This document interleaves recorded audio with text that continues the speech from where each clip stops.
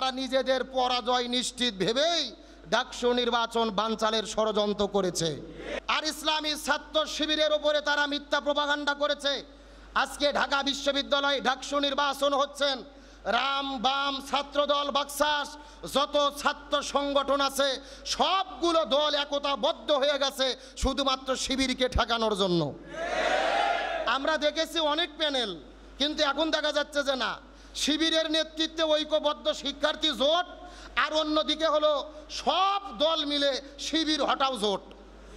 কথা কন না গা? কিন্তু আপনারা বলেন, সবাই যদি একতাবদ্ধ হয় দিনের বিজয় কি রুখে দিতে পারবে? আমরা বলতে চাই, ছাত্রদল বাকশাস গণ অধিকার পরিষদ রাম বাম তারা তামাম বাংলাদেশ যদি একতাবদ্ধ হয়, আল্লাহ যদি দিনের বিজয় দান করে, কেউ ইসলামপন্থীদের বিজয় ঠেকাতে পারবে না ইনশাআল্লাহ।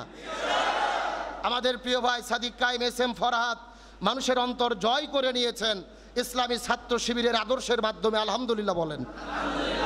আজকে আবিদ সাহেব হেঁটে যায় ভোট চাওয়ার জন্য, মহিলারা তাকে দেখে ভয়েতে পালিয়ে যায়, ভিডিও দেখছেন না?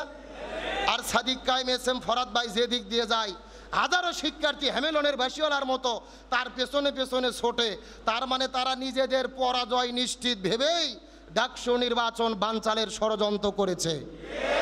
তার কারণে এই ডাকসু নির্বাচন শুধু সাধারণ নির্বাচন নয়, ডাকসু নির্বাচনে যারা নির্বাচিত হয় তারাই দেশের নেতৃত্ব দেয়। এইবার ডাকসু নির্বাচনের মাধ্যমে বাংলাদেশের রাজনৈতিক দৃষ্টিভঙ্গি চেঞ্জ হয়ে যেতে পারে। সুতরাং আমরা আশা করি, বিশ্বাস করি, আল্লাহর কাছে দোয়া করি, ডাকসু নির্বাচনে শিবিরের বিজয়ের মাধ্যমে এই বাংলাদেশে ইসলামপন্থীদের বিজয়ের সূচনা হবে। কোনো ষড়যন্ত্র করে কোনো লাভ হবে? সারাটা দিন তারা মিডিয়ার সামনে শুধু বলে গুপ্ত শিবির। কি শিবির? মানে এরা যতবার গুপ্ত শিবির জিকির করে, এতবার যদি আল্লাহর নাম বলতো এরা আল্লাহর ওলি হয়ে যেত। এমনকি 2 দিন আগে দেখেছি ছাত্রদল কিছু মহিলা ভাড়া করে আনছে, দেখছেন আপনারা, শিবিরের বিরুদ্ধে তীব্র নিন্দা এবং প্রতিবাদ জানানোর জন্য। ওই মহিলা মাইক ধরে বলতেছে যে ছাত্রদল আগেও নারী নির্যাতনের পক্ষে ছিল, সামনেও নারী নির্যাতন চালিয়ে যাবে। শুনছেন না আপনারা? শুনছেন না?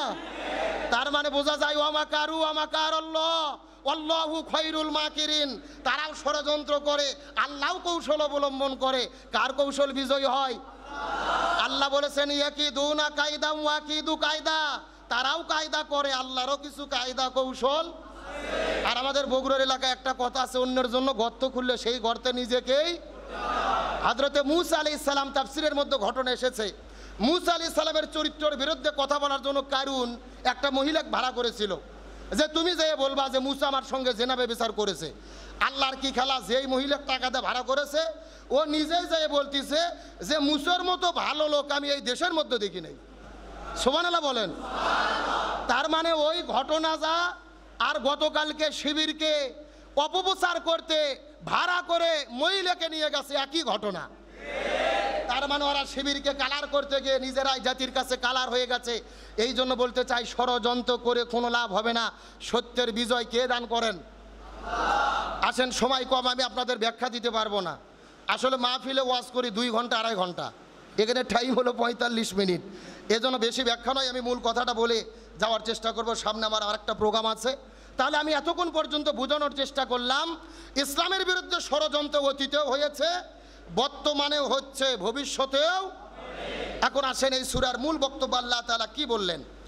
আল্লাহ তাআলা এই আয়াতের মধ্যে বলেন, হুয়াল্লাযী আরসালা রাসূলাহু বিল হুদা ওয়া দীনিল হাক্কি লিইযহিরাহু আলাদ দীনি কুল্লিহি ওয়ালাউ কারিহাল মুশরিকুন। আল্লাহ তাআলা বলতেছেন, আমি আমার রসুলকে সত্য দিন এবং ইসলাম সহ এই পৃথিবীতে প্রেরণ করেছি, যাতে করে পৃথিবীর সমস্ত তন্ত্র মন্ত্রের উপরে ইসলামকে রসুল বিজয় করতে পারে। তার মানে বোঝা গেল, রসুলের মূল মিশন এবং ভীষণ ছিল শুধু নামাজ নয়, শুধু হজ নয়, শুধু জাকাত নয়। রসুলের মূল কাজ ছিল এই জমিনের ভেতরে সমস্ত তন্ত্র মন্ত্রের ওপরে ইসলামকে বিজয়ী শক্তি হিসেবে প্রতিষ্ঠিত করা। এই বক্তব্য আল্লাহ তাআলা শুধু সূরা সফের 9 নম্বর আয়াতে বলে নাই, একই কথা আল্লাহ তাআলা কোরআনের 3 জায়গার মধ্যে বলেছে। সূরা তাওবার 33 নম্বর আয়াত, সূরা আল ফাতির 28 নম্বর আয়াত, সূরা সফের 9 নম্বর আয়াত, আল্লাহ 3 জায়গায় একই কথা বলেছেন, ওয়াল্লাযী আরসালা রাসূলাহু বিল হুদা ওয়া দীনিল হাক্কি লিইযহিরাহু আলা দ্বীনি কুল্লিহি ওয়ালাউ কারিহাল মুশরিকুন। রাসূলকে পাঠানোর মূল কারণ এই জমিনে দ্বীন বিজয় করা। এখন আপনাদের কাছে আমার প্রশ্ন, এই জমিনে দ্বীন বিজয় করা এটা কি শুধু রাসূলের দায়িত্ব ছিল নাকি সব নবী রাসূলের এই দায়িত্ব ছিল? হ্যাঁ, ভালো করে বোঝার চেষ্টা করেন। কোরআনুল কারীম সূরা শুরার 13 নম্বর আয়াত, আল্লাহর কোরআন বলেছেন, ওয়ামা ওয়াসাইনা বিহি ইব্রাহিমা ওয়া মূসা ওয়া ঈসা আন আকিমুদ্দিন ওয়ালা তাতাফাররাকু ফি। আল্লাহ বলেন এই জমিনের ভেতরে আমি হযরতে মূসা, ঈসা, ইব্রাহিম আলাইহিস সালাম যত নবী রাসূল প্রেরণ করেছি সব নবী রাসূলের দায়িত্ব ছিল তারা যেন জমিনে দ্বীন কায়েম করে। সুবহানাল্লাহ বলেন। তার মানে বোঝা গেল জমিনে দ্বীন কায়েম করা শুধুমাত্র আমাদের নবীর দায়িত্ব না, সব নবী রাসূলের দায়িত্ব ছিল। তারপরে আল্লাহ তাআলা বললেন, ওয়ালা তাতাফাররাকু ফি, তোমরাও যদি মুসলমান হও দ্বীন কায়েমের আন্দোলন করো, এই ব্যাপারে কোনো দলাদলি করা যাবে। আপনি মাদ্রাসায় পড়াশোনা করছেন, করেন। আপনি কলেজে পড়াশোনা করতেছেন, করেন। আপনি ভার্সিটিতে পড়াশোনা করতেছেন, করেন। তবে আপনি যদি মুসলমান বলে দাবি করেন এই জমিনে দ্বীন কায়েমের আন্দোলন করতেই হবে, এই ব্যাপারে ছাড় পাওয়ার কোনো সুযোগ। আল্লাহ বলছেন ওয়ালা তাতাফাররাকু ফি, এই ব্যাপারে কোনো মতপার্থক্য করা যাবে না। এখন যদি আমরা জমিনে দ্বীন কায়েম করতে চাই আমাদের কাজটা কি? পরবর্তী আয়াতের মধ্যে আল্লাহ তাআলা বললেন, ইয়া আইয়ুহাল্লাযীনা আমানু, হে ঈমানদারেরা, হাল আদুল্লুকুম আলা তিজারাতিন, আমি কি তোমাদের এমন একটা ব্যবসার কথা বলে দেব না যেই ব্যবসা যদি তোমরা করো, হাল আদুল্লুকুম আলা তিজারাতিন তুমজিকুম মিন আযাবিন আলিম, জাহান্নামের আগুন থেকে তোমরা মুক্তি পাবা। আল্লাহ তাআলা আমাদেরকে একটা ব্যবসা শিখাতে চাচ্ছেন। জোরে বলেন, কি শিখাতে চাচ্ছেন? হ্যাঁ, মনোযোগ দেন। ব্যবসাটা কি? আল্লাহ তাআলা বলেন, তুমিনুনা বিল্লাহি ওয়া রাসূলিহি, 1 নম্বর কাজ তোমরা আল্লাহ এবং রাসূলের প্রতি ঈমান গ্রহণ করো। 2 নম্বর কাজ তুজাহিদুনা ফি সাবিলিল্লাহ, আল্লাহ রাস্তায় তোমরা জিহাদ করো। বিআমওয়ালিকুম ওয়া আনফুসিকুম, তোমাদের সম্পদ দ্বারা, তোমাদের জীবন দ্বারা। যালিকুম খায়রুল লাকুম ইন কুনতুম তা'লামুন, এটাই তোমাদের জন্য সর্ব উত্তম যদি তোমরা অনুধাবন করতে পারো। এই একটা মেসেজ দিয়ে আমার আলোচনা শেষ করার চেষ্টা করব। তাহলে আল্লাহ তাআলা আমাদের ব্যবসা করতে বললেন, কাজ হলো 2টা। ঈমান আনতে হবে কার উপরে? আল্লাহ এবং রাসূলের উপরে। 2 নম্বর কাজ হলো কি করতে হবে?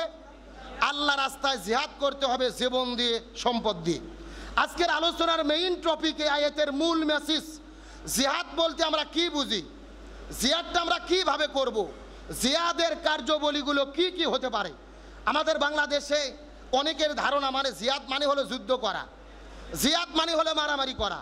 অথচ জিহাদের মূল শব্দ হলেন জুহুদ, যার অর্থ হলেন চেষ্টা করা, সাধনা করা, সর্বাত্মক প্রচেষ্টা করা।